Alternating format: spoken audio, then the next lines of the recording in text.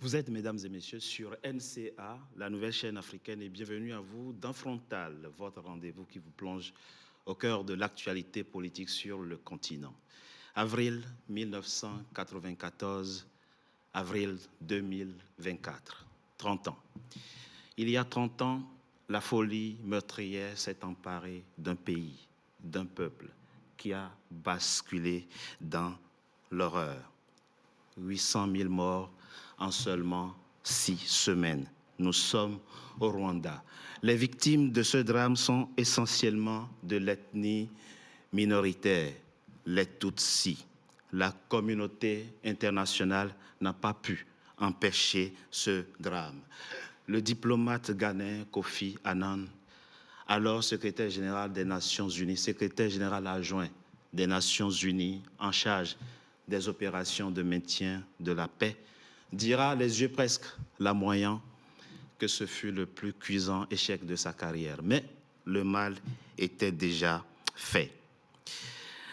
En commémorant ce 7 avril, du moins en lançant ce 7 avril, la commémoration des 30 ans du génocide rwandais, le président Paul Kagame n'a pas manqué de rappeler la responsabilité et de fustiger le silence coupable de la communauté internationale. Mais qu'avons-nous appris de ce drame?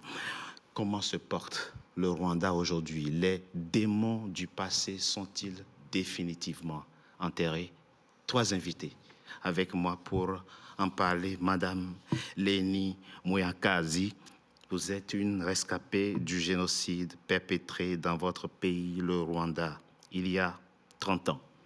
Génocide au cours duquel vous avez perdu plusieurs membres de votre famille, dont 3 de vos filles. C'est horrible ce que vous avez vécu.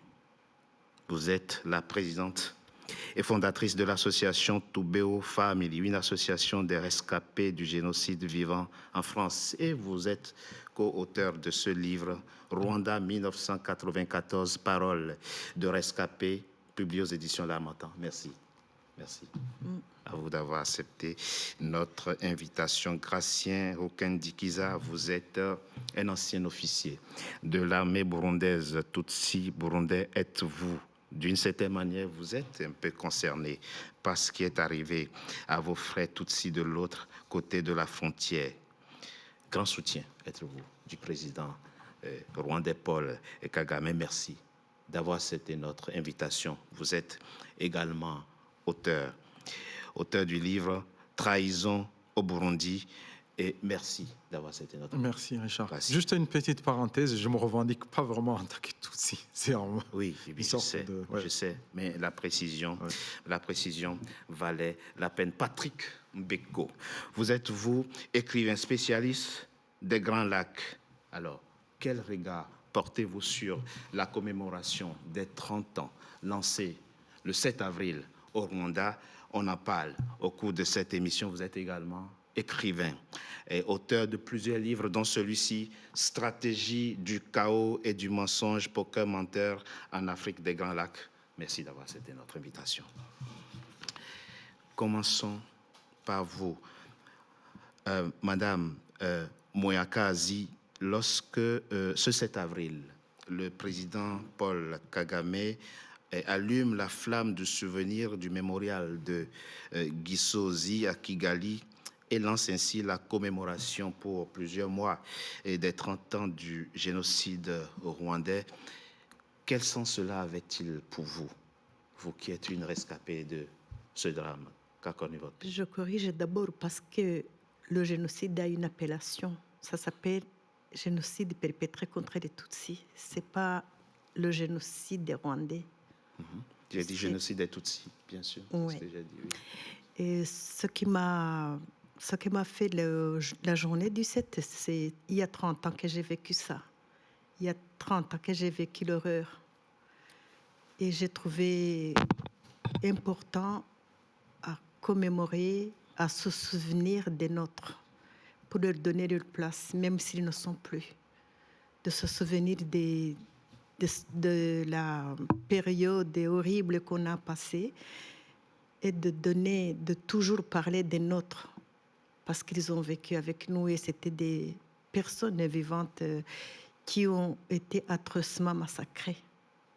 Vous considérez que les victimes sont toujours avec vous, sont toujours présentes et vivent toujours avec vous? En commémorant, on leur donne vie encore. Bon, on ne les voit pas physiquement, mais ils ne doivent pas être oubliés. Même ceux qui n'ont pas été massacrés de telle manière, on se souvient d'eux. Patrick Mbeko, c'est très important. Madame a tenu à faire une précision. C'est vrai que moi, j'ai dit génocide des Tutsis. Madame Mouangazi a tenu à préciser qu'il faut dire génocide des Rwandais. Alors c'est vrai que le débat existe, cette querelle des mots existe entre certains qui préfèrent qu'on dise génocide des Rwandais en faisant allusion, bien entendu, en pensant, bien entendu, à quelques victimes qui ne sont pas forcément Tutsis, mais au regard de l'ampleur en termes numériques de ce génocide, est-ce que cette querelle vaut vraiment la peine, selon vous? Personnellement, je crois que d'abord, c'est une terrible tragédie qui a frappé non seulement le continent, non seulement les Rwandais, mais l'Afrique et l'humanité. C'est la raison pour laquelle on a dit que l'humanité a failli au Rwanda. C'est ça. Maintenant, s'agissant du débat, je dois quand même rappeler que jusqu'en 2017, l'ONU parlait du génocide rwandais parce qu'on partait du principe qu'il y avait eu des victimes Tutsis qui avaient été ciblées comme telles, mais il y a aussi des victimes Hutus qui ont été ciblées comme telles.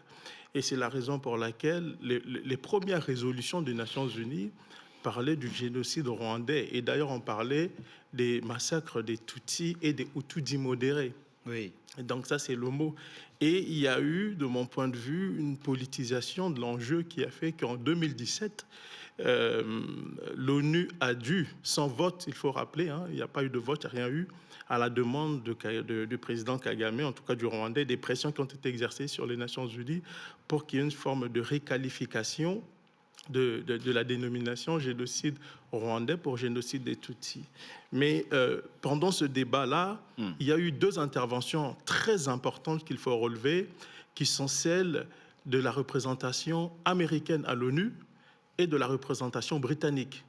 Et lorsqu'on a parlé de génocide, lorsque le Rwanda avait demandé qu'on parle essentiellement du génocide des Tutsis, les Américains, les Britanniques ont fait savoir qu'il y avait aussi des Hutus, il ne faut pas l'oublier. Et d'ailleurs, lors des commémorations des 30 ans, justement, il y a quelques semaines, il y a quelques jours, le secrétaire d'État américain, Anthony Blinken, a rappelé cela pour dire qu'il ne faut pas sanctuariser ce drame pour en faire un drame ethnique. Oui, en fait, les gens ont été ciblés pour ça en partie, mais c'est d'abord une tragédie nationale qui a touché tout le peuple rwandais.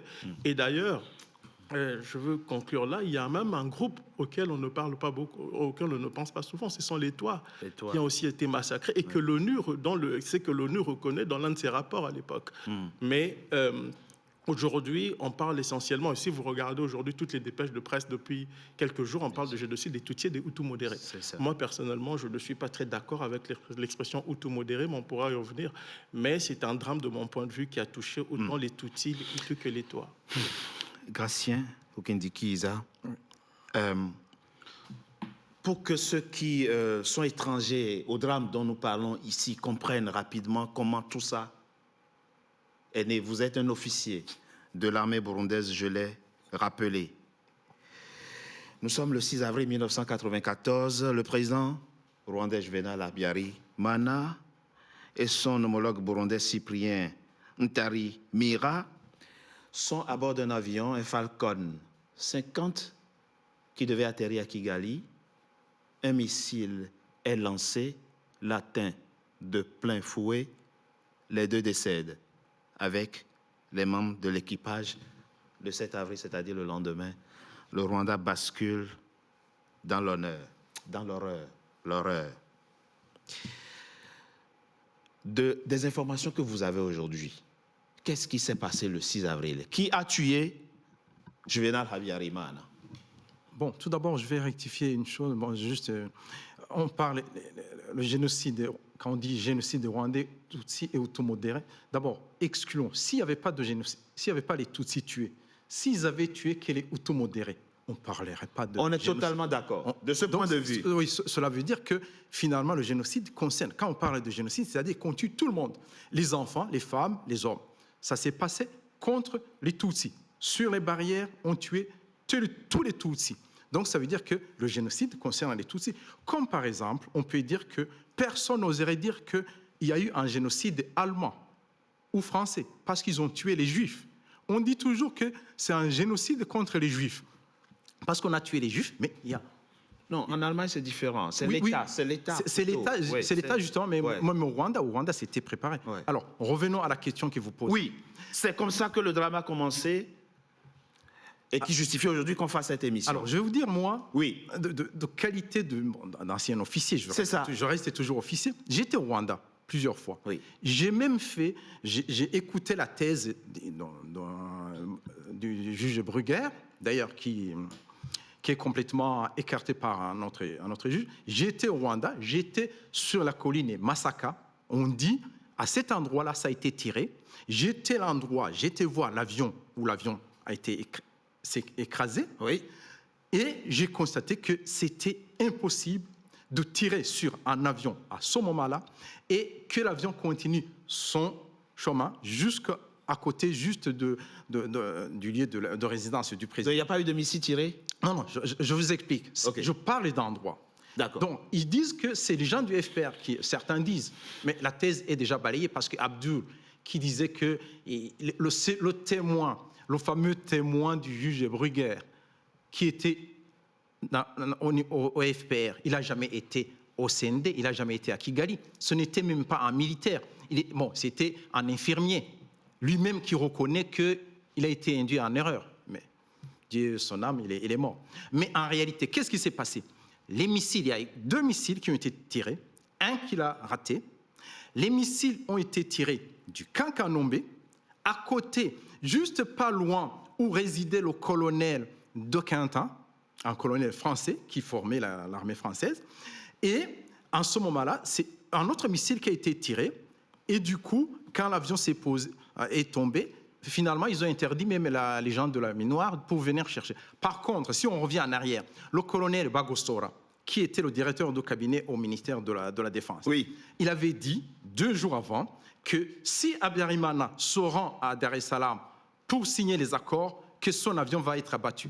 Le Hassan Ngeze, qui avait la radio RTL1, il avait témoigné, il avait dit aux gens que si jamais il signe ces accords, que ça sera sa mort.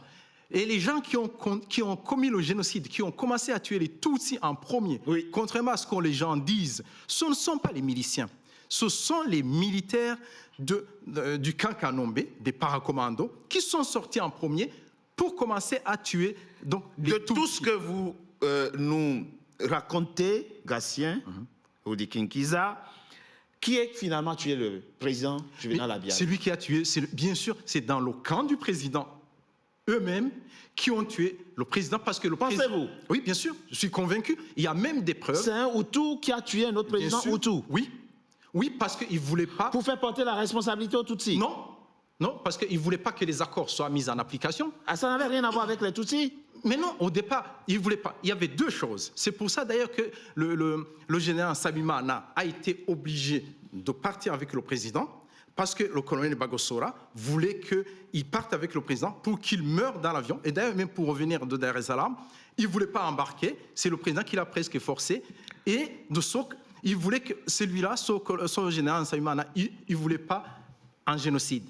Mais Bagosora voulait en même temps tuer le président et commettre un génocide.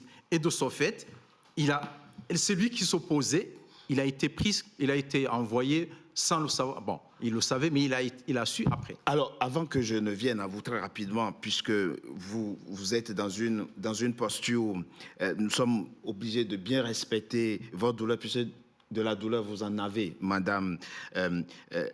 Très rapidement, c'est cynique. Vous avez posé une question qui est très simple.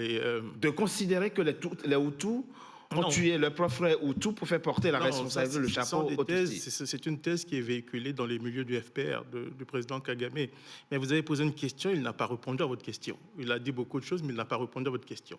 Je dois rappeler qu'il y a eu plusieurs enquêtes sur l'attentat du 6 avril. Il y a eu une enquête en Espagne. La justice espagnole, le juge espagnol a statué que l'avion avait été abattu par les hommes de Kagame. Il y a eu une enquête qui avait commencé en Belgique, qui pointait dans le même sens. En France, il y a eu une enquête du juge Bruguière qui avait pointé en direction de Kagame avant qu'il y ait un changement de cap, après que le dossier a été repris par le juge Marc Trévidic. Et moi, je peux vous dire ici, je veux vous dire ici que l'enquête du juge Trévidic a été questionnée par plusieurs magistrats. Et vous allez le savoir bientôt parce que je vais publier un livre là-dessus où je reviens sur cette affaire-là. Mais je veux vous donner aussi... Oui, parce que ce sont des témoignages qui émanent du système français. Mais ce n'est pas tout.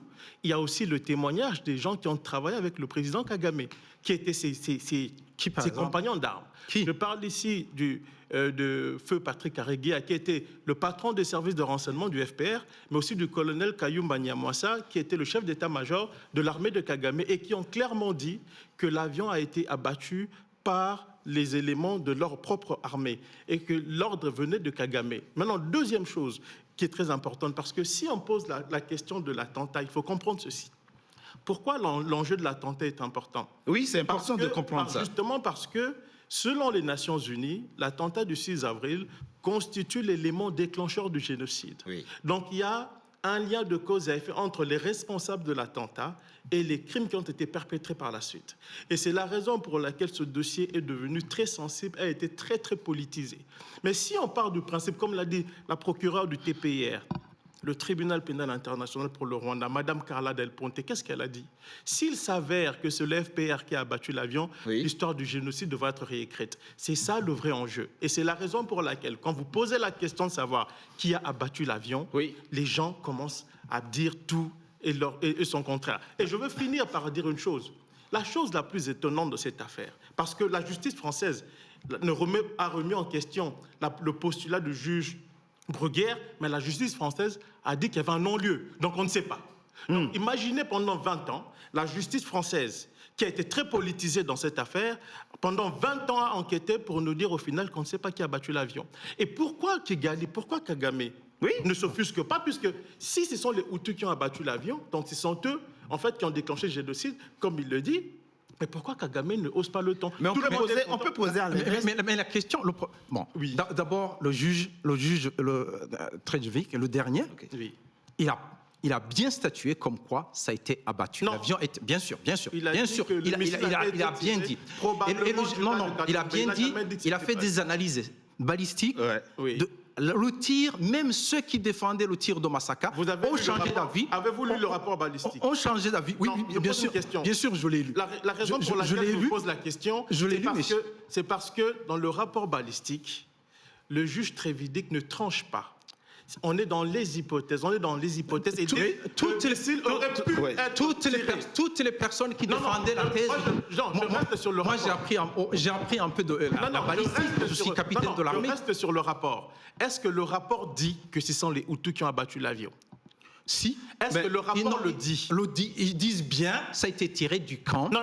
Est-ce que le rapport dit que ce sont les Hutus qui ont abattu l'avion? Tout d'abord, une chose. Le général Kayumba, qui devait venir témoigner à Paris, finalement, il a dit que il n'a pas d'éléments. Je vais vous apporter une information que vous ne savez pas. Oui. L'avocat du général Kayumba Nyamwasa a demandé à ce que son client soit entendu par la justice française. Et la justice française a refusé. Vous savez pourquoi?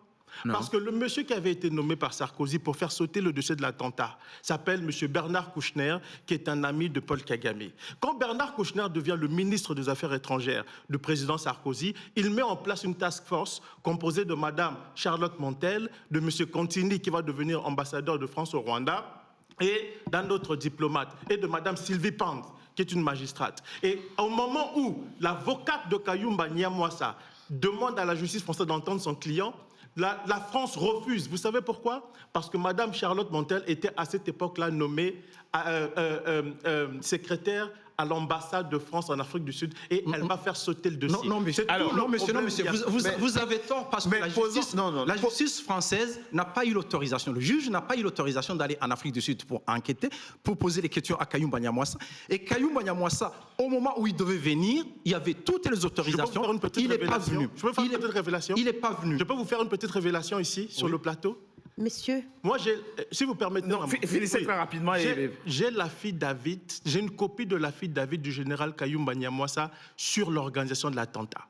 Et la justice française n'a jamais voulu l'entendre. Je peux le présenter. Et pourquoi? Attendez, c'est pas question de dire...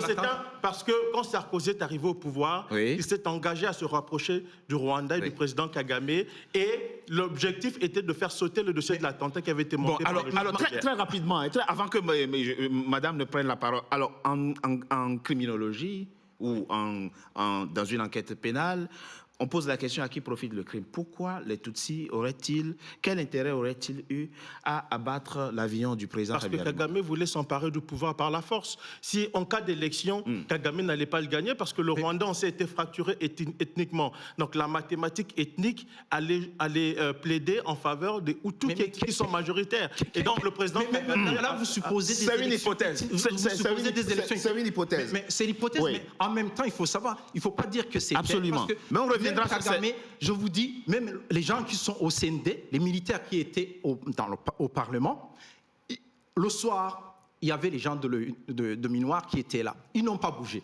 Ils ont bougé le lendemain après-midi. Même les militaires de Kagame qui étaient à Moulindi n'ont pas bougé sur le champ. Donc, les tirs, tout le monde, même jusqu'aujourd'hui, les tirs sont partis du camp Canon. Vous avez cité la Minoire. Voici ce que Amadou Démé, qui est l'officier de renseignement de la Minoire, dit. Il dit ceci. Interdit à la Minoire déjà d'aller chercher la boîte noire. Non. Pourquoi les Français le premier officier qui arrive devant les débris de l'avion, c'est le capitaine Amadou Démé, qui était le responsable du renseignement au sein de la Minoire. Et il a dit ceci. Non, c'est pas lui qui est arrivé. Non. C'est en France qui est arrivé. Mais alors, on ne saura jamais. De toute façon, avançons. Alors, madame, comment vous situez-vous par rapport... le plus important dans ce débat, ce n'est pas véritablement... Non, moi, je n'ai pas besoin d'entendre ça. Voilà, parce que moi, je suis dans les 100 jours de mémoire des miens. Absolument. Et là, ça devient... Oui. Qui a bâti l'avion, j'étais au Rwanda, j'avais 33 ans. C'est ça. Je connais la vérité sur ceux qui se préparaient. J'ai vu tout ça.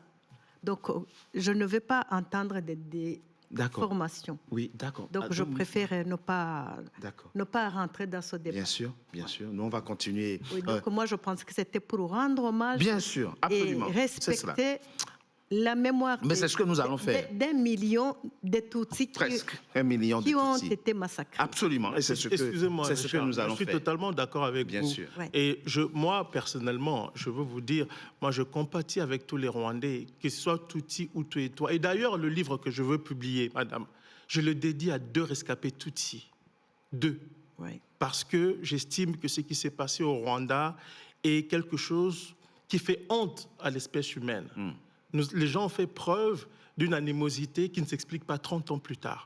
Moi, je ne suis pas rwandais, je ne rentre pas dans ce débat, mais je trouve qu'il est important pour le bien-être des Rwandais, mais aussi pour construire un pays prospère, il faut le faire dans la vérité. Vous comprenez? Moi, quand vous dites qu'il y a eu 1 million de Tutsis qui ont été massacrés, excusez-moi, madame, je suis un peu gêné parce qu'au Rwanda, il n'y avait pas 1 million de Tutsis à l'époque. Il y avait 700 000 Tutsis à l'époque. Même 1 million, c'est très peu. Même si c'est 500 000, c'est déjà... Et puis, ce n'est pas une question de nombre. Voilà, c'est ça. C'est ça. Même si c'est 200 000, c'est déjà beaucoup. Moi, j'ai entendu votre histoire. Ouais. Ça m'a choqué. Vous avez perdu vos enfants. Vous avez perdu les membres de vos familles. Oui. Les membres de vos... Je connais beaucoup de Rwandais qui ont perdu les membres de leur famille. Vous savez Kizito Mihigo, qui est mort, le rescapé Tutsi. Moi, j'ai échangé avec lui. Il avait perdu les membres de sa famille. On entend ces gens... Je propose qu'on marque une coup de pause. On revient dans quelques instants, dans quelques petites minutes pour suivre cet échange. Merci. À tout de suite.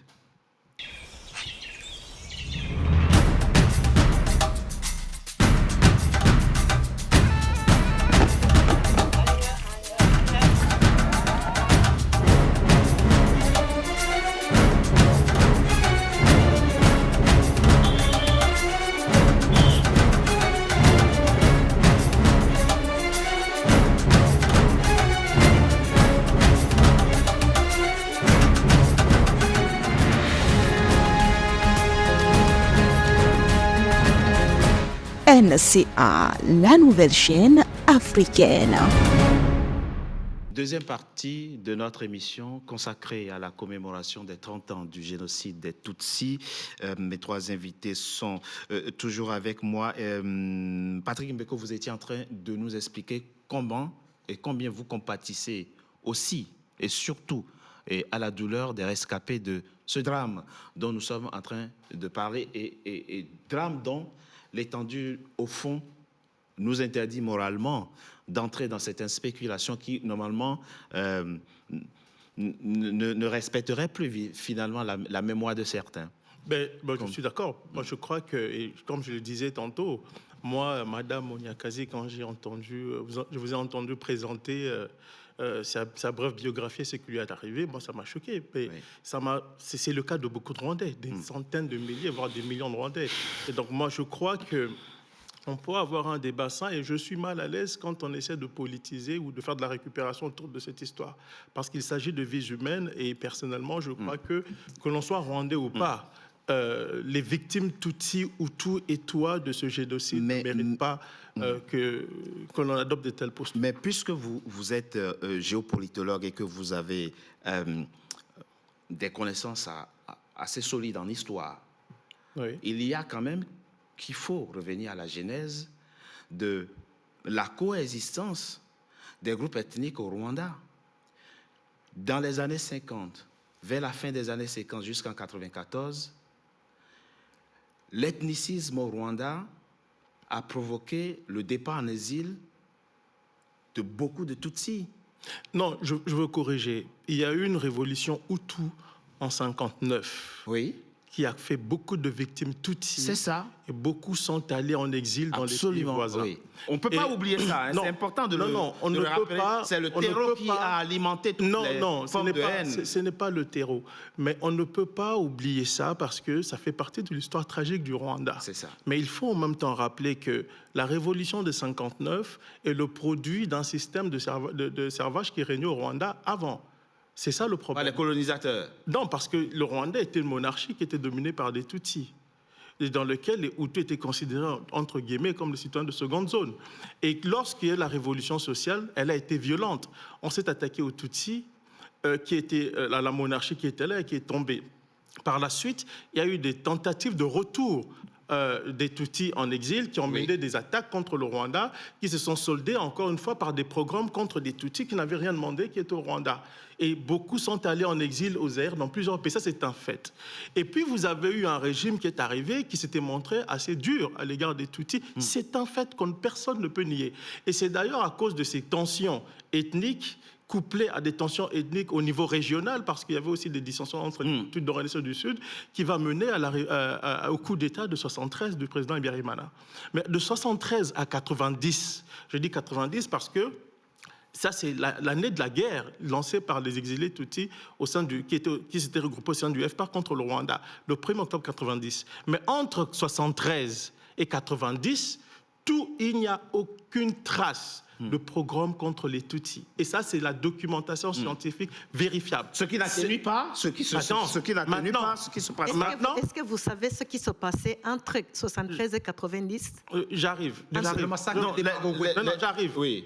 Et puis, il y a eu, dans les années 90, des tensions. Allez-y très rapidement, madame. Il y a eu des massacres, mais les choses basculent avec la guerre qui est lancée le 1er octobre 90 par le FPR à partir de l'Ouganda. C'est à partir de ce moment-là qu'on va assister à la radicalisation des positions au Rwanda, aussi bien du côté des Hutus que du côté des Tutsis. Cela dit, ça reste le point de vue d'un observateur. Il n'est pas rwandais, vous êtes rwandaise. Oui, et donc, alors, donnez-nous, plongez-nous, expliquez-nous avec pédagogie les ressorts historiques. Les ressorts historiques, c'est la discrimination raciale.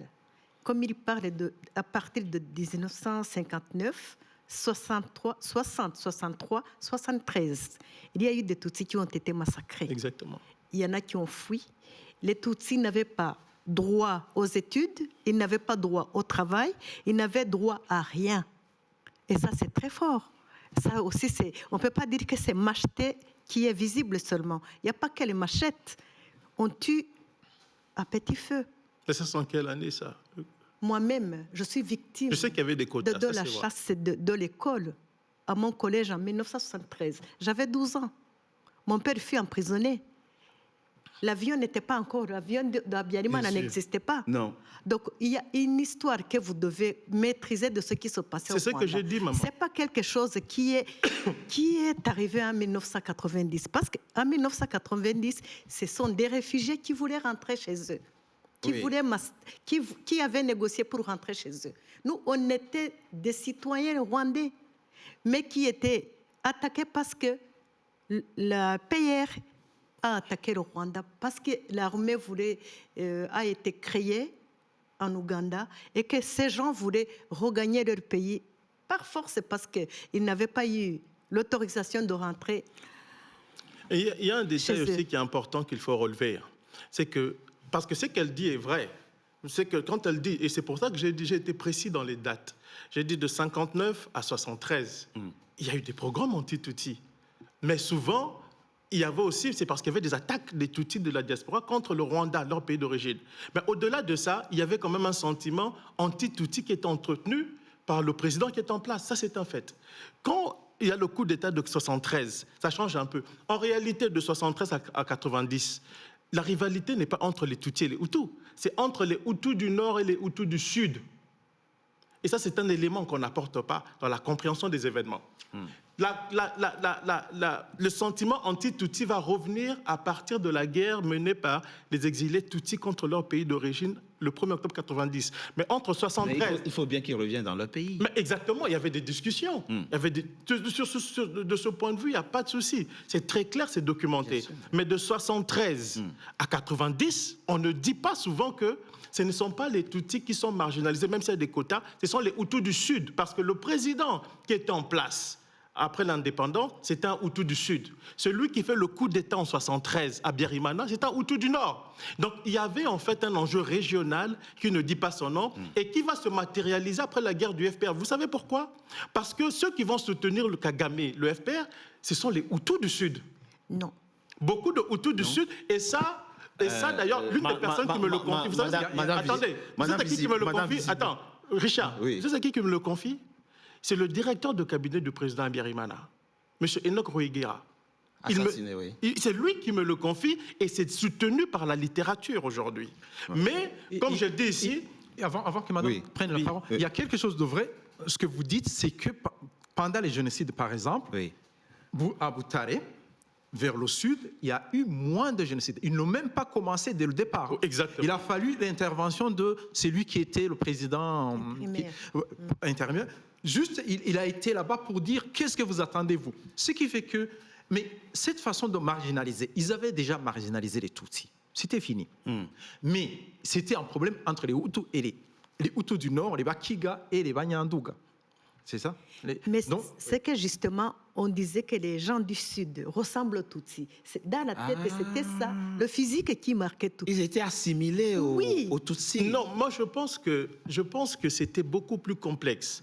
Parce que quand on examine la littérature, on regarde le positionnement, on peut voir la même chose chez les Tutsis. Parce que les Tutsis, quand on parle du génocide des Tutsis, oui, mais il faut aussi dire le rôle que jouent les Tutsis de la diaspora contre les Tutsis de l'intérieur. Ça, c'est un autre élément qu'on apporte, qu'on ne met pas... Oui, c'est un élément qu'on ne met pas de l'avant parce que lorsque Kagame fait sa guerre, Kagame ne fait pas sa guerre pour les Tutsis de l'intérieur. Il fait la guerre pour reconquérir le pouvoir perdu. Et c'est comme ça, c'est une guerre militaire. Pour rentrer dans son pays avec ses parents. Oui, mais c'est son droit. Oui, mais il faut rappeler que Kagame était devenu citoyen ougandais. Il était le directeur adjoint des services de renseignement ougandais. Quand il est allé se faire former aux États-Unis, il est allé comme citoyen ougandais.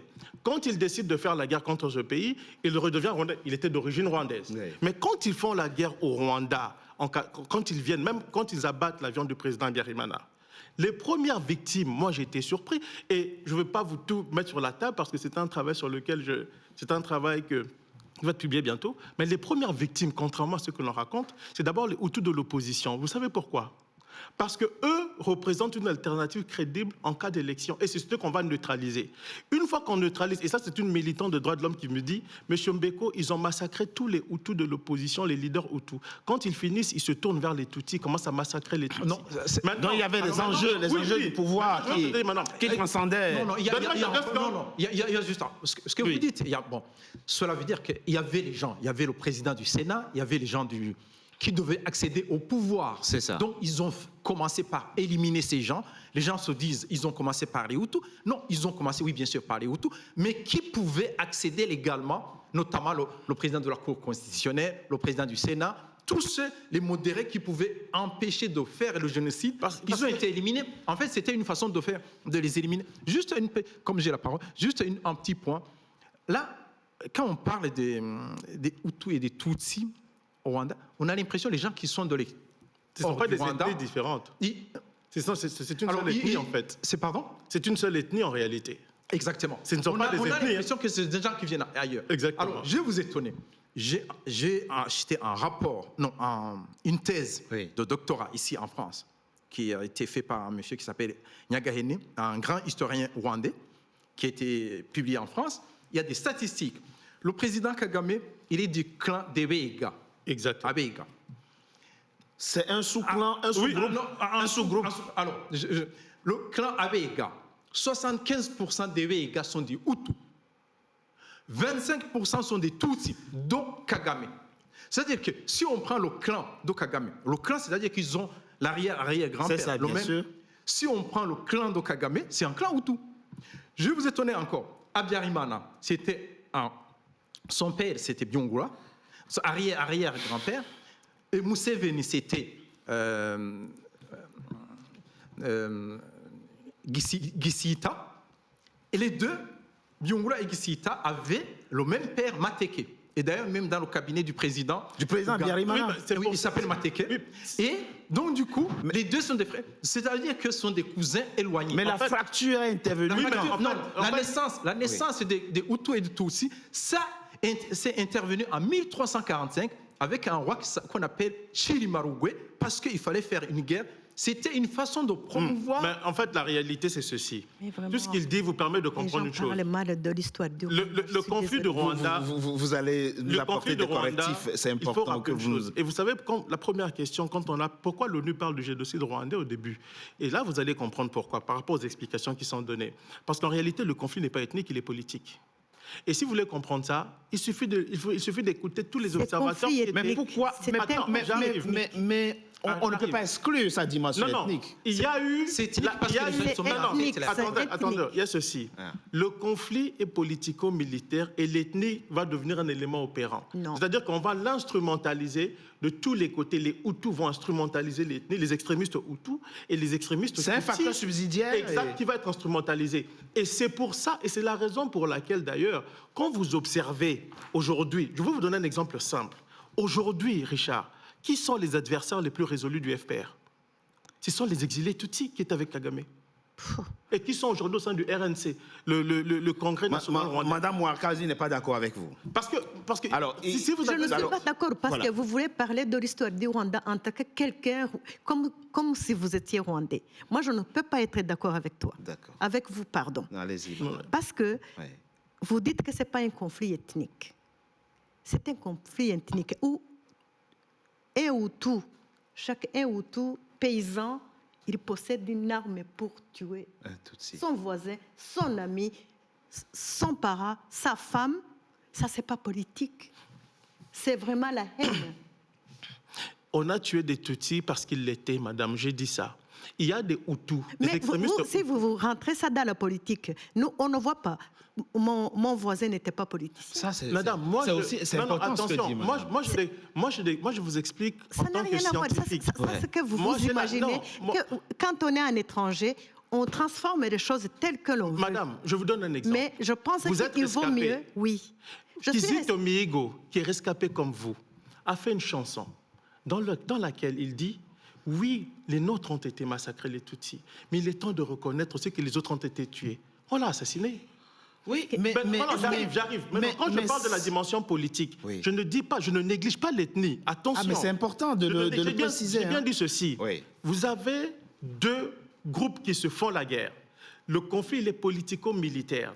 Mais comme ces gens appartiennent à des clans, à des groupes qui sont ethniquement catégorisés, la dimension ethnique s'invite dans ce conflit-là. Je ne dis pas que l'ethnie n'existe pas parce que il y a des Tutsis. Madame, attendez, il faut qu'on comprenne. Attends, parce qu'il faut m'écouter. J'ai bien dit, il y a des voisins extrémistes Tutsis, même pas extrémistes Hutus, qui ont massacré leurs frères Tutsis au Rwanda. Vous avez vu ça? Vous avez vu ça? Attendez, madame, j'arrive. Ils ont massacré parce qu'ils étaient Tutsis. Il ne faut pas me faire mal comme ça. Parce que je n'ai pas vu un Tutsi prendre une machette pour massacrer son frère. Non, madame, il y a des données qui contrôlent. J'ai des citations. De toute façon, c'est pas pendant le génocide. Non, attention. Les hommes de Kagame ont massacré systématiquement des Hutus. Et ça, c'est dans des rapports secrets de l'ONU. C'est des mensonges. Ils n'étaient pas assez nombreux pour massacrer. Les gens qui ont massacré au Rwanda, les Hutus, c'est parce qu'ils avaient une milice. On ne peut pas faire la guerre et en même temps massacrer la population. Ils n'avaient pas assez de gens. Nous, massacrer les Hutus. Monsieur Mbeko, Madame Mouyakazi a dit quelque chose de totalement pertinent qui doit interpeller. Quand vous allez dans l'arrière-pays, les gens ne font pas la politique. Non. Quand des gens qui fréquentent la même église, oui, qui sont loin des joutes politiciennes, qui sont loin des politiciens, se mettre à s'entretuer, là, il y a quelque chose qui... Exactement. Il y a quelque chose qui ne peut pas nous échapper. Exactement. Il faut qu'on retienne ça. Oui, je suis d'accord avec ça. Alors, qu'est-ce qui s'est passé alors? Alors, c'est pour ça que je dis... Oui. Ce que je peux dire, c'est que ces paysans étaient éduqués dans ce sens. Ils ont reçu des armes, ils ont eu des consignes, ils ont fait les statistiques des Tutsis partout dans le pays. C'est-à-dire qu'on a attaqué chez mon beau-frère, où étaient mes enfants, la nuit du 6. C'était planifié, monsieur. Le génocide... Il faut pas... Non, excusez-moi, madame Mouyakazi, je veux juste dire une chose. Il ne faut pas politiser ça. L'ONU a mis en place un tribunal. Le tribunal pénal international pour le Rwanda est un tribunal des vainqueurs parce que c'est Kagame qui faisait ce qu'il voulait avec les Américains. Malgré ça, madame, je suis dans l'obligation de vous faire comprendre il n'y a rien à me faire comprendre. L'ONU, ce n'est pas moi, ce n'est pas Patrick Mbeko. L'ONU a clairement dit que la planification du génocide n'a pas été démontrée. C'est très important de le dire, parce que ça n'a jamais été démontré. Si. Où? Parce que le colonel Théoneste Bagosora... Alors, dans une... Monsieur Mbeko, sur ce point...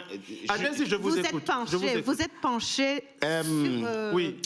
dans une vie précédente... Dans une vie précédente, puisque je suis juriste aussi, j'ai été stagiaire, juriste associé à la Chambre d'appel du TPIR en Hollande. Oui. J'étais sous la bienveillante supervision du patron de l'unité d'appui à la chambre d'appel, un Togolais, Kofi Koumelio Afandé, qui deviendra plus tard juge pénal international au TPIY. Oui. Des Rwandais ont été condamnés. Pour génocide. Il y en a même, puis-je le peine dans mon pays. Attention, Richard. Ils ont été condamnés pour génocide. Ils ont été condamnés pour génocide. Oui. Attention. Pour génocide, pour crime de guerre. Pour crime de guerre. Attention. Pour crime de guerre. Richard, il faut faire très attention. C'est là où la nuance est essentielle. Il y a des Rwandais qui ont été condamnés pour génocide. Ils sont nombreux. Oui. Mais ils ont été acquittés du chef d'entente en vue de commettre le génocide. Et c'est ça que... Non, il y a eu un cas... Théoneste Bagosora. Qui a fait venir des milliers de machettes de l'étranger. Non, Richard. Si ça, ce n'est pas la planification, les machettes, c'est pour faire quoi? Richard, restons sur les décisions du tribunal pénal international pour le Rwanda. Moi, je ne parle pas des machettes qui ont été commandées. Mais Bagosora, il a été condamné pour génocide. Oui, mais il a été acquitté du chef d'accusation de génocide. Mais non. Non, mais Richard, pour le bénéfice de vos téléspectateurs, j'aimerais qu'on s'en tienne aux décisions de justice. Qu'on s'en tienne aux décisions du tribunal pénal international pour le Rwanda. Je vous dis ici que le colonel Bagosora a été condamné pour génocide, crime contre l'humanité, mais il a été acquitté du chef d'entente parce que c'est un chef qui est distinct du chef du génocide. C'est ça qu'il faut comprendre. Mais là, il faut comprendre ceci. Chef d'entente, oui, mais chef d'entente, il a été condamné pour génocide. Point. Parce que dans les chefs d'accusation, il y a le chef de génocide, crime contre l'humanité, crime de guerre et puis crime d'entente. Le grand problème du tribunal pénal international pour le Rwanda était justement de démontrer que le génocide a été planifié. Et comme le tribunal a été incapable, en 2006, on a mis un constat judiciaire. Ça veut dire que on part du principe que le le génocide est un fait de notoriété publique et il n'a plus besoin d'être démontré. C'est pour ça que des gens sont condamnés pour génocide. Et je demande à vos téléspectateurs, et même à vous-même ou à vos recherchistes, d'aller vérifier ce que je vous dis. Le chef d'entente en vue de commettre le génocide, dans le cas de Bagosora... Mais le chef d'entente voulait dire que le tribunal, disons, prouve qu'il y a eu un groupe d'organisation, mais on a prouvé bien que Bagosora... Non, même l'OUA... Je propose qu'on marque une courte pause. On se retrouve dans quelques instants pour poursuivre.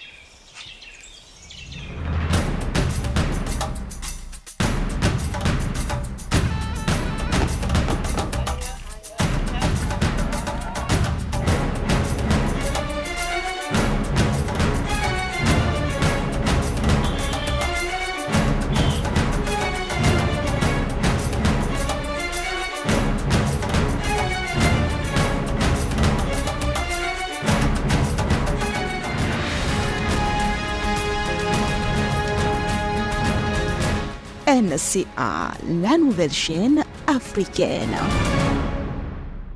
Troisième et dernière partie de notre émission consacrée à la commémoration des 30 ans du génocide des Tutsis. Nous étions en train de parler des cerveaux, ou du moins des chefs d'accusation retenus contre les principaux cerveaux de ce génocide qui a entraîné la mort de 800 000 Tutsis. On doit avouer par honnêteté que Patrick Mbeko avait effectivement raison quand on parlait notamment du colonel Bagosora qui a été bien entendu reconnu coupable par le TPIR de crimes de génocide, mais exempté, en tout cas acquitté de chef de crime d'entente. Nous sommes obligés de le dire par honnêteté, mais ce qui effectivement n'enlève absolument rien au drame dont nous parlons dans cette émission. Madame, j'ai dit dans mon mot introductif, j'ai posé la question, comment se porte le Rwanda aujourd'hui? Comment vivez-vous aujourd'hui? C'est vrai que vous vivez depuis des années en France, mais vous avez encore de la famille au pays.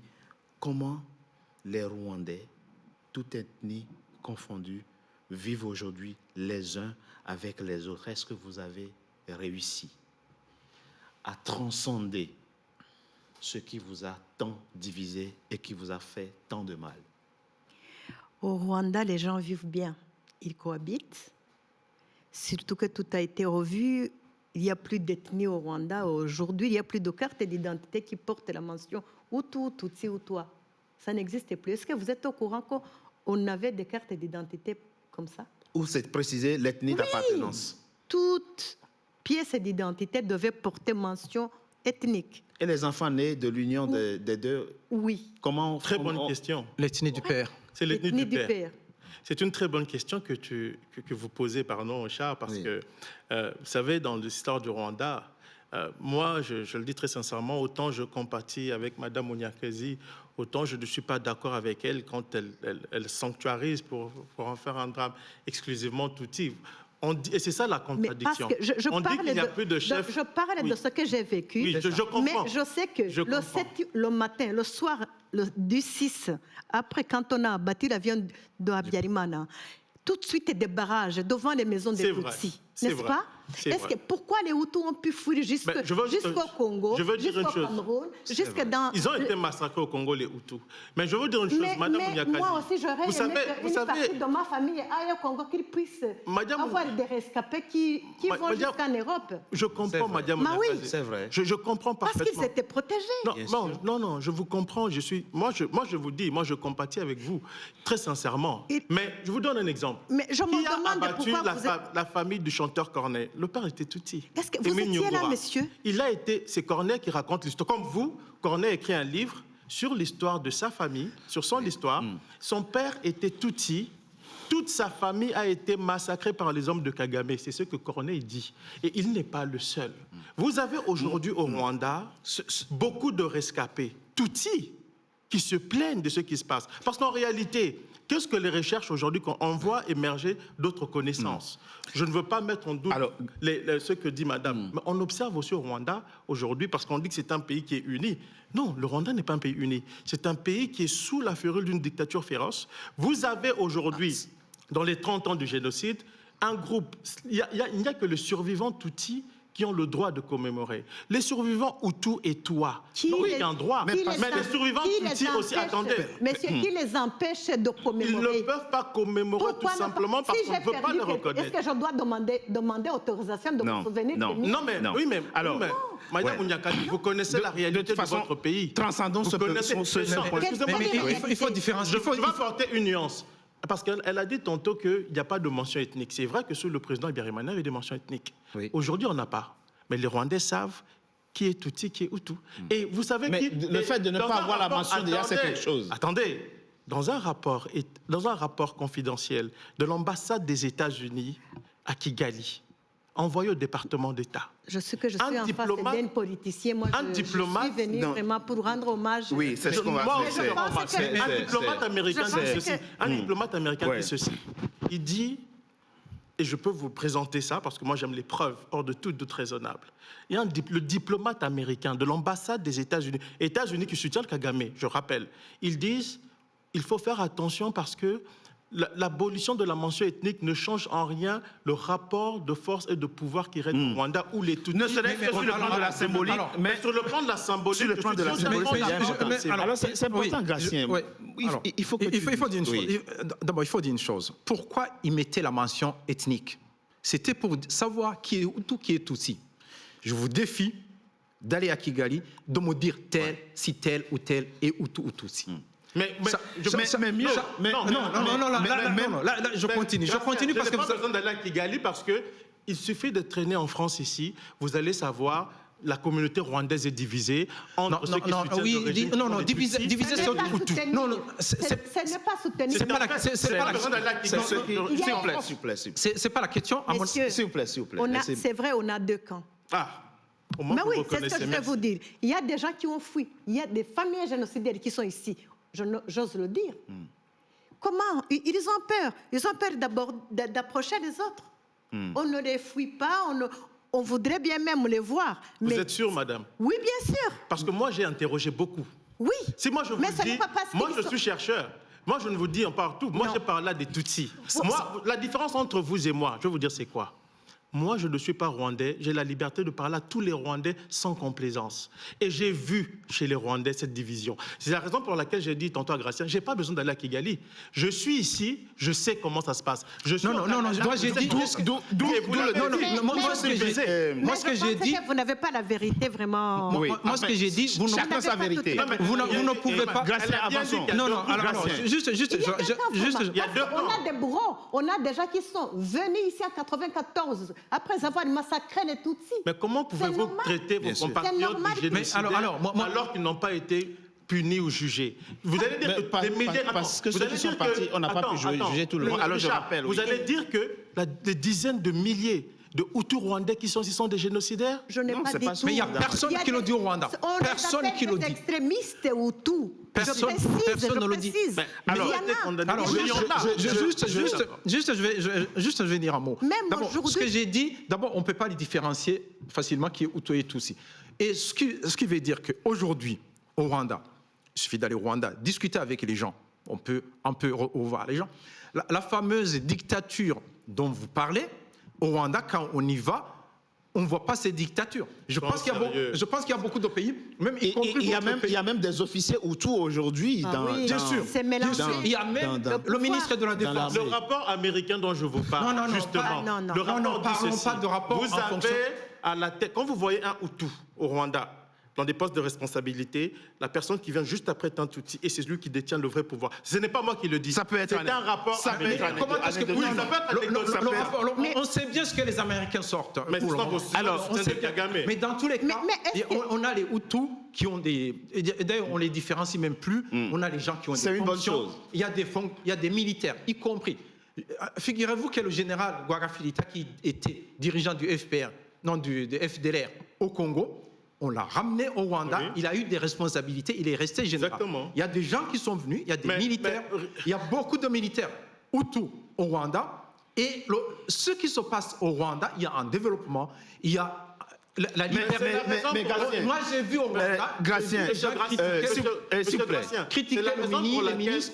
Monsieur Gratien, c'est la raison pour laquelle je vous dis justement que, en fait, vous me rejoignez sans vous en apercevoir, parce qu'au final, en fait, la question ethnique, elle a toujours été accessoire. Mais il n'y a jamais eu... moi, je n'ai il y a pas- jamais eu de- Avançons. Alors, on va avancer. Juste Mais un en fait, mot. mais moi, Il y a j'ai jamais- une petite question. Oui. Je voulais savoir qu'est-ce qu'il a, ce monsieur, contre le Rwanda, contre... Pourquoi vous êtes acharné? Je n'ai rien contre... Je peux vous dire très sincèrement, Oui. Madame Munyakazi, je n'ai rien Franchement. contre le Rwanda. Non. Quand les bonnes choses se font au Rwanda, moi, je salue. Moi, c'est par honnêteté S'il y a intellectuelle. des Moi, discours je n'ai comme pas... ça, Moi, je n'ai pas... S'il y a des discours Je n'ai comme pas une ça, posture militante, Madame Munyakazi. Mais À la différence, vous Mais elle avez a une posé une posture question, elle a militante. posé une Oui, question. mais moi, je dis ceci. Oui. Je n'ai pas de posture militante. J'ai le regard d'un observateur qui a une distance par rapport Est-ce aux que- événements. Mais moi, écoutez, vous venez de dire ici Oui. que vous êtes deux camps ici. oui, c'est normal. Par Oui, c'est contre, naturel. Ça, c'est- Non, c'est pas naturel. C'est Ce sont les naturel. événements qui ont fait ça. Non. Les ethnies. Non, Oui. non, non, ici, ils ont deux camps. Aujourd'hui, la Oui, mais- communauté rwandaise est divisée. il est divisé. J'arrive. depuis Patrick Mbeko. Oui, mais 94. l'ethnie ne s'efface pas quand on quitte son pays. Mais elle vient de vous Elle expliquer est qu'on a divisée aboli la depuis mention ethnique. 94. Oui, sur le plan de la symbolique. Sur le plan de la symbolique. Toutes les Donc, communautés mais- africaines monsieur, ici sont divisées. Elle est Même vous, vous divisée, êtes divisés. elle est Alors, on va laisser madame Moi, juste une finir invitation. rapidement. Monsieur, j'aimerais bien vous inviter un jour qu'on aille au Rwanda ensemble. pour qu'on me liquide. Non, non. Je vous rassure que Au vous allez liquide, revenir en il ne bonne liquide- C'est vrai. Si le Gratien, président Kagame Gratien, m'invite, je vous rassure. Gratien, on laisse madame terminer son point. Monsieur, Dis-moi. je n'ai pas dit qu'il y a deux camps parce que ça s'est créé comme ça. Ça s'est créé à cause du génocide. Je Imaginez que les gens, ils ont fui le Rwanda depuis 1994. Pour eux, ils vivent dans les années passées. Ceux qui sont au pays, ce n'est pas la même chose. Les gens cohabitent, ils font tout ensemble, ils travaillent ensemble. La vie est devenue normale. C'est qui est normal, maman. Mais ici, les gens se cachent. Madame Onyakazi, moi j'ai vu le même phénomène au Canada, d'où je viens. C'est J'observe partout- le même partout, phénomène. il y a des- Maintenant, dans le cadre de mes recherches, j'ai discuté avec un Rwandais qui est, lui, moitié Hutu, moitié Tutsi. Et qui est un ancien ministre. Je lui demande, mais comment vous faites? Parce que quand vous avez parlé tantôt des ceux qui sont au milieu là, Oui. mais je vous ai dit c'est une très bonne question. Pourquoi? Parce qu'en réalité, le Rwandais prennent l'ethnie du père. Mais il n'en demeure pas moins que ceux qui sont issus du milieu, en fait, ils sont moitié Hutu, moitié Tutsi. Oui. Ceux-là ne savent même pas se positionner. Pourquoi? Parce que du côté des Tutsis, on ne veut pas sentir les Hutus. Et du côté des Hutus, c'est pareil. Monsieur, on n'a Et donc, pas besoin des gens qui sont positionnés. C'est ça, non, mais c'est ce que on n'a je pas dis. besoin. Oui, mais On a besoin des gens Le Rwanda est unique, il Oui, mais appartient à tout pour le monde. construire ça, Moi, je peux vous donner un cas. par exemple. Moi, pour construire ça, il faut la vérité, la paix des cœurs. Il ne faut pas juste sanctuariser ce crime. Les gens, ils peuvent ne pas être... Moi, je vous dis personnellement, moi, je suis de l'ethnie aussi, comme on l'a Oui. dit. J'étais capitaine de l'armée burundaise. J'ai fait la sécurité du président Dadaï. Je l'ai défendu une fois, Oui. il voulait le tuer, l'armée qui était dominée par les Tutsis. Je me suis mis à dos les gens, mais je le défendais.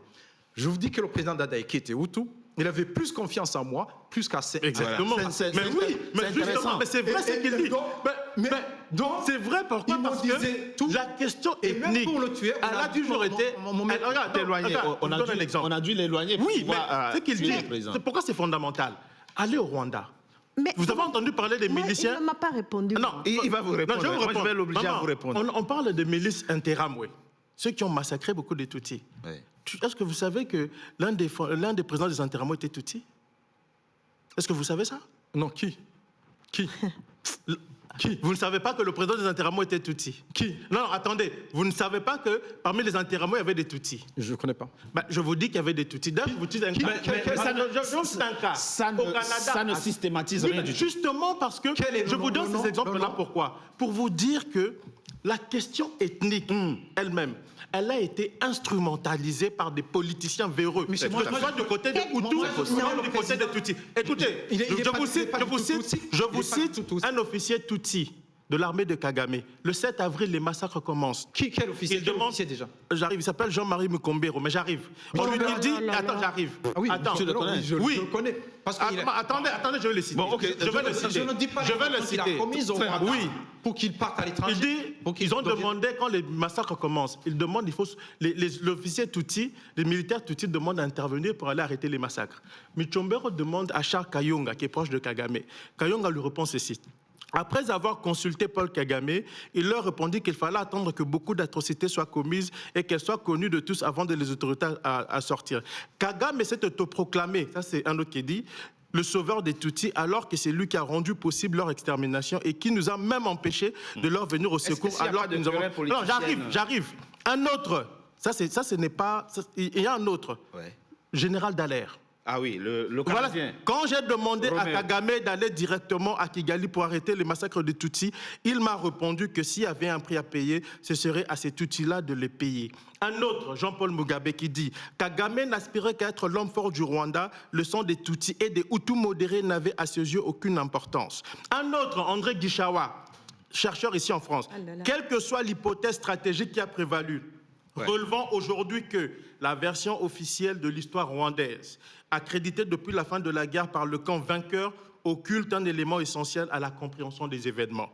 Le mouvement rebelle issu de la diaspora Tutsi n'est pas entré en guerre ni ne l'a conduite pour sauver les Tutsis. Il s'est emparé par la force du pouvoir à Kigali au prix de la vie de ses compatriotes.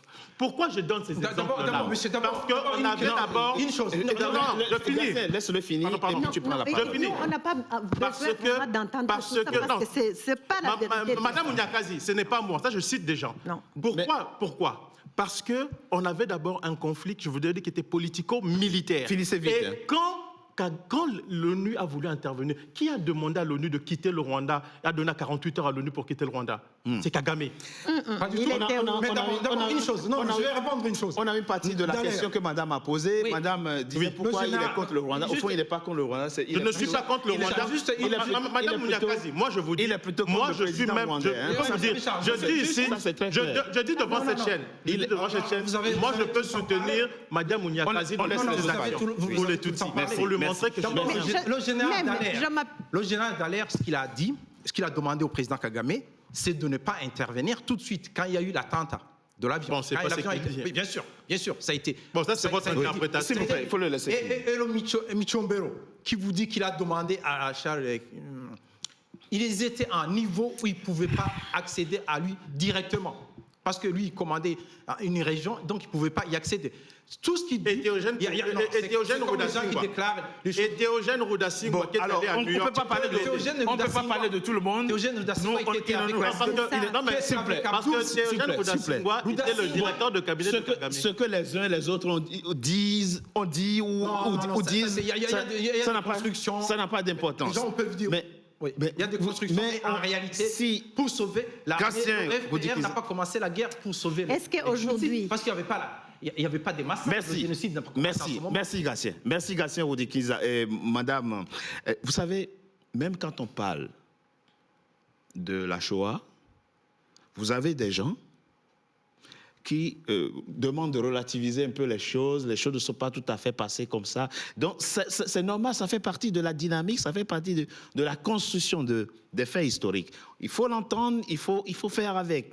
Le plus important, la question la plus importante aujourd'hui, c'est comment vous réussissez à transcender les vieux démons. Quand je préparais cette émission, j'ai écouté le témoignage d'une rescapée qui dit... On est venu chez nous, ils ont tué ma mère, j'ai passé la journée à nettoyer l'appartement de son sang, et le plus dur, c'est qu'ils ont donné son corps aux chiens. Et elle dit, je ne suis pas d'accord avec le mot génocide parce que ce mot-là ne dit pas tout ce que nous avons vécu. Et vous sentez qu'il y a de la douleur, de la colère, de la révolte. Parce qu'on est allé au-delà de l'horreur. Dans certains cas, en tout cas. La question, c'est comment on réussit à cimenter, malgré tout, l'unité, la cohésion, et vivre avec les plaies du passé. Parce que la survie était nécessaire d'abord. Puisqu'il n'y avait pas... D'abord, moi, je suis en France, il y a d'autres qui sont dans d'autres pays, mais il y a des rescapés qui vivent au Rwanda. Bien sûr. Ils étaient obligés. Moi aussi, je suis restée après le génocide parce que je devais prendre des informations où ils ont jeté les miens ou comment ils ont été tués, tout ça, bien que je ne suis pas parvenue. Monsieur, pour vous dire comment c'est très grave, les bourreaux, ils ne montrent même pas où ils ont mis les corps des nôtres. Ou bien, c'est comme... Vous n'avez pas eu droit au corps de vos 3 filles qu'ils ont tuées? Comment ça? Et comment ça? Vous ne savez pas où elles ont été enterrées? Ils vous disent dans des fosses, mais vous ne retrouvez aucun signe de toute ma famille, ni pour tous les Tutsis. Ils ont été machetés comme des déchets. Ils les ont jetés même dans les lacs, partout où ils voulaient. Malgré tout, vous trouvez la force, vous continuez. Oui, malgré elle. même des gens qui se permettent de parler sur le génocide qu'ils n'ont pas vu. C'est une horreur. C'est quelque chose qu'on ne peut pas se permettre de parler des rescapés, de parler du génocide des Tutsis. Et de dire que, voilà, je ne sais pas. Je ne sais pas si vous êtes politicien ou pas. Non, je ne suis pas politicien, je suis chercheur. Mais moi, est-ce que vous savez comment on a survécu? Est-ce que c'est l'ONU dont vous parlez qui nous a sauvés? Malheureusement, non. Est-ce que c'est la communauté internationale qui est en train aujourd'hui d'écrire n'importe quoi? Oui, mais... Ou bien c'est les Rwandais qui nous ont sauvés? Vous voulez dire Kagame? Dites justement Kagame. Moi... Quand je parle, il n'était pas seul. Oui, mais je veux vous mais dire oui, une chose. On laisse madame finir et puis vous direz votre mot de la fin. Moi, je ne suis pas hantée par quelqu'un. Je suis hantée par des gens qui nous ont arraché des vies humaines. Oui. C'est ça, c'est très grave. Qu'aujourd'hui, on passe aux gens qui dirigent ou pas, mais sans penser comment ces gens sont aujourd'hui. Ces Nations Unies, il faut leur écrire que les rescapés, ils souffrent, ils ont souffert depuis 1994. Ils cherchent la force, ils ne cherchent pas à venir ou qu'on envoie des messages comme ça, on se souvient des Hutus, de toi. Moi, je n'ai pas vu de mes propres yeux un Hutu tué dans mon quartier ni là où j'étais. Franchement, ça vous mentir. J'ai su que des politiciens ont été massacrés et c'est ce que je me disais avant le génocide. Je me disais, les hommes politiques, ils étaient en discorde avec le gouvernement qui était en place. On se disait, quand les miliciens chantaient toute la ville de Kigali, on se disait, c'est les politiciens qui vont s'attaquer eux-mêmes. Mais on ne pensait pas à tout le peuple rwandais, Tutsi, aux enfants, aux vieilles personnes, aux personnes handicapées. Mais pour vraiment exterminer une race. Je ne sais pas si vous comprenez ça. Le reste, ça n'a pas d'importance. Moi, Richard, moi, juste ce que je voulais ajouter. Quant à savoir comment l'avion de Habyarimana a été abattu, un avion, combien d'avions sont écrasés? Est-ce que... Pour vous, c'est un fait banal. Ça ne veut rien dire. Il est mort. Il est mort, d'accord. Il est mort, mais ça ne doit pas emporter 1 million de gens, bien sûr. 1 million de citoyens comme ça, innocents, qui n'ont rien fait. Ok, ce qu'on peut dire, c'est que quand juste l'avion a été abattu, après quand le génocide a commencé, le 7, ce sont les combattants du FPR qui sont sortis de CND, qui sont sortis pour sauver les Tutsis qui étaient dans certains endroits.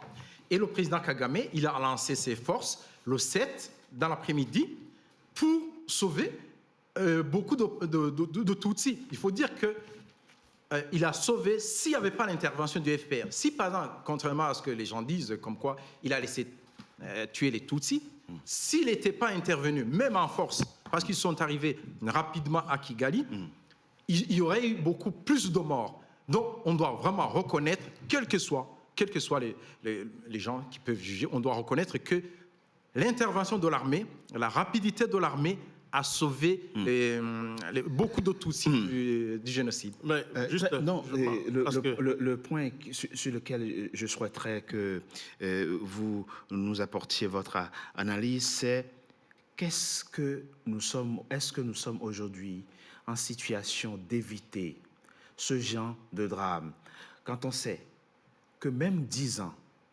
après le Rwanda, on a eu le Darfour où il y a eu plus de 200 000 morts officiellement, et qu'aujourd'hui, dans l'est de votre pays, la RDC, il se perpétue des massacres que la communauté internationale, la même communauté internationale que Kofi Annan regrettait de n'avoir pas vu secourir les Rwandais.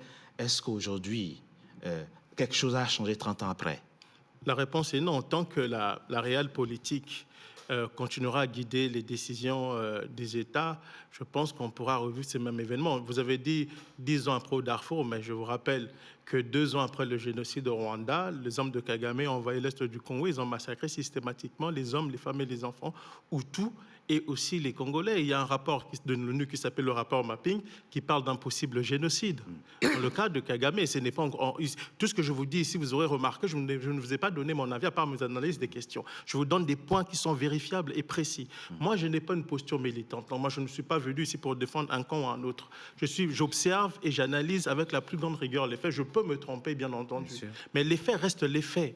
Et donc, si on veut éviter ce genre d'événements, il faut éviter les comportements qui les génèrent. Au Rwanda, c'est une guerre qui a généré ça, qui est une guerre qui a culminé à l'assassinat d'un chef d'État. Et c'est l'ONU qui a dit qu'il y a un lien, que l'attentat est l'élément déclencheur du génocide. On a laissé faire au Rwanda pour des raisons de réelle politique. Je rappelle simplement, Richard, c'est très important de le dire, au Rwanda, il y avait des casques bleus de l'ONU, comme il y en a aujourd'hui à l'est du Congo. Il y avait, dans tout le territoire congolais, il y avait la fameuse opération la Minoire. Non, la Minoire. Ah, la Minoire d'abord. Oui, la Minoire d'abord. Il y avait la Minoire. Oui. Lorsque le génocide... Que Dallaire dirigeait. Exactement. Il dirigeait le commandement militaire, c'était dirigé par un diplomate camerounais, Jacques-Roger Boubou, qui a écrit un livre important qu'il faut lire. C'est très important, il faut écouter les Africains qui étaient témoins de tout ça. Alors, quand le génocide commence, la mission des Nations Unies au Rwanda n'intervient pas. Bien au contraire, les États-Unis et la Grande-Bretagne, qui soutenaient Kagame, ont fait pression pour qu'on réduise les casques bleus. Comment comprendre qu'une mission censée être une mission de maintien de la paix puisse être réduite, que ses effectifs soient réduits, alors que les gens sont en train de se faire massacrer. Qu'est-ce qu'ils ont dit les Français? Qu'est-ce qu'ils ont dit les Français? Pendant que les gens sont en train de se faire massacrer. Pourquoi est-ce qu'on a réduit les forces de la Minoire? Parce qu'il fallait permettre à Kagame de s'emparer du pouvoir par la force, parce qu'il avait une supériorité militaire par rapport aux forces armées rwandaises. Et une fois que Kagame est en position de prendre tout le pouvoir, vous savez ce qu'on a fait? On a voté un mandat, une nouvelle résolution de l'ONU pour remettre la même mission qui était sur place avec les mêmes règles d'engagement. Donc, c'est pour dire que les gens sont aussi morts à cause du cynisme des intérêts qui guident la réelle politique de certains États. Donc, Kagame lui-même, puisque lui, il faut quand même rappeler que Kagame avait demandé à ce qu'il n'y ait pas d'intervention parce qu'il voulait s'emparer du pouvoir par la force. Donc moi, je crois aujourd'hui qu'il faut que l'Union africaine prenne des dispositions pour éviter ce genre de choses. Kagame n'a jamais demandé à ce que la Minoire n'intervienne pas pour sauver les Tutsis. En tout cas, tant que la réelle politique va guider les décisions des États, nous allons encore revivre les mêmes choses, malheureusement. Merci, Patrick Mbeko. Vous vouliez corriger très rapidement quelque chose? Oui, justement, je voulais dire qu'en fait, le Rwanda, le FPR, notamment Kagame, il a toujours demandé à ce que la Minoire intervienne pour protéger les gens, ce qui n'a pas été voulu. Et vous avez cité les Anglais et les Américains, mais vous ne citez pas les Français, par exemple, qui ont commencé, juste après l'attentat, qui ont visé, il y a des rapports, qui visaient les Belges. Il y avait des rapports qui étaient envoyés dans leur pays. Alors, on a fini l'émission, malheureusement. L'émissaire de Kagame a lui-même dit que j'ai honte de ce que j'ai fait. Théogène Rudasingwa, qui est mieux placé que vous parce qu'il était l'émissaire de Kagame aux Nations Unies. Il a dit lui-même dans son livre, j'ai honte de ce que j'ai fait. Pourquoi il le dit maintenant? Pourquoi il le dit maintenant? Pourquoi il ne le disait pas avant? Il a décidé de dire la vérité. Ça, c'est une bonne question aussi. En tout cas, il est Tutsi. Merci. Merci. C'est parce qu'il veut arriver au pouvoir maintenant avec l'aide du Congo. C'est pour ça qu'il va dire n'importe quoi. Mais il ne le disait pas avant. Pourquoi les gens disent des choses? Mais est-ce que ce qu'il a dit est faux? C'est vrai. C'est faux. C'est faux entièrement. Vous n'étiez pas là. Merci. Comme je disais, celui qui était l'émissaire de Kagame lui-même. Bon, alors, on a bien compris. Sur certains points, il n'y aura jamais Absolument, totalement. Je le dis, je le redis ici à Madame Onyakazi, sachez, Madame, que ce qui est arrivé à votre famille, moi, j'ai compati. Et comme pour tous les Tutsis, je le dis ici, si vous avez besoin de moi pour vous soutenir, sachez que je veux vous Merci, soutenir. merci, merci. Soutenir de comment? Merci. Toi, vous n'aimez pas mon pays et comment vous pouvez me soutenir? Comment je Mais- peux mais c'est votre pays? Bah oui. S'il y a quelque chose que vous n'avez pas suffisamment réussi dans cette émission, Donc, je peux vous rassurer, c'est de ne je peux pas. vous rassurer. Déjà, vous semez la haine entre nous. Aujourd'hui, on n'a pas ce discours de Hutu Tutsi. Moi, je suis appelée Tutsi parce que je suis rescapée. Bien sûr. Fini, bien j'ai une sûr. étiquette. Et je rappelle le livre Rwanda 1994, paroles de rescapé. Madame, merci beaucoup. Madame Mouakazi, merci d'avoir participé à cet échange et merci pour ce devoir de mémoire que vous permettez à votre pays de perpétuer et pour rendre hommage aux frères et sœurs rwandais qui ont été injustement assassinés. Stratégie du chaos et du mensonge, poker menteur en Afrique des Grands Lacs, c'est le livre dont vous êtes aussi l'auteur. Vous préparez d'ailleurs un autre livre à paraître sur le Rwanda. Merci Patrick Mbeko d'avoir été notre invité. Gracien Oudékinkiza, vous êtes aussi, vous écrivez, j'ai 3 écrivains autour de cette table aujourd'hui. Trahison au Burundi, c'est le titre du livre que vous venez de publier. Et d'ailleurs, vous êtes en train de finir un autre livre à paraître dans les semaines et mois qui viennent. Merci. Merci. C'est donc, mesdames et messieurs, la fin de notre émission, que je vous remercie d'avoir été nombreux à suivre. Si vous voulez suivre à nouveau cette émission, allez sur www.nca-tv.com et surtout, abonnez-vous massivement. Merci à vous. Merci. Merci.